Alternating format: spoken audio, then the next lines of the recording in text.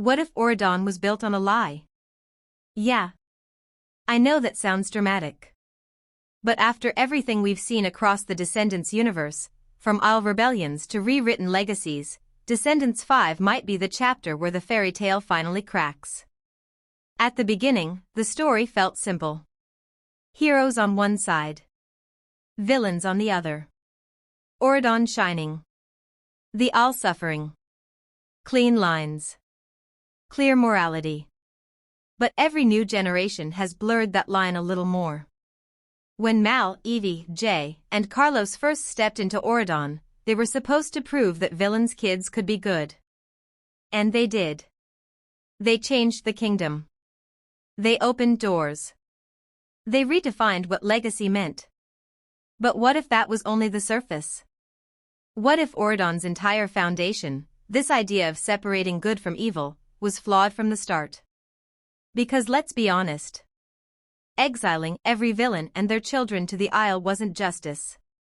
It was containment. It was control.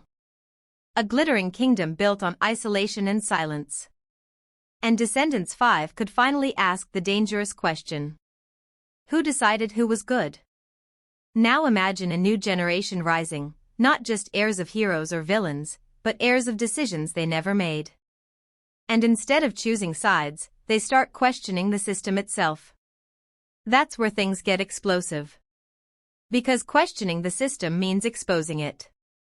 And exposure threatens power. If the truth comes out, if Auradon's history isn't as noble as it claims, the kingdom doesn't just reform. It destabilizes. And this time, the conflict wouldn't be about stealing a crown or casting a spell. It would be about rewriting the narrative. Now here's where it gets personal. Picture growing up being told exactly who you are. Hero. Villain. Future king. Future threat.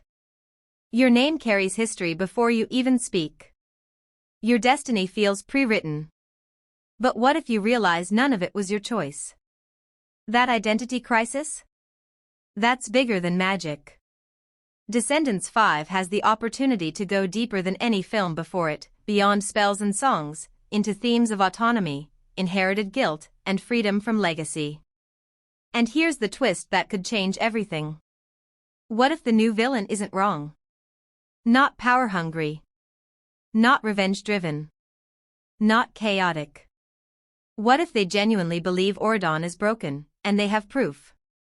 Imagine a character who sees the exile, the imbalance, the way the kingdom decides morality like it's law, and decides to tear it down, not for destruction, but for reconstruction. And the terrifying part? They might have a point. Because once you admit the system is flawed, you can't pretend anymore. That's the kind of ideological war that would redefine this franchise. No clear good. No clear evil. Just perspectives clashing over what justice truly means. And if Auradon falls, not physically, but morally, then Descendants 5 won't just be another sequel. It'll be a reckoning. You're watching DriftEcho, where fairy tales aren't just told, they're examined. Like, subscribe, and stay tuned. Because if Auradon's crown starts to crack, we'll be here when it does.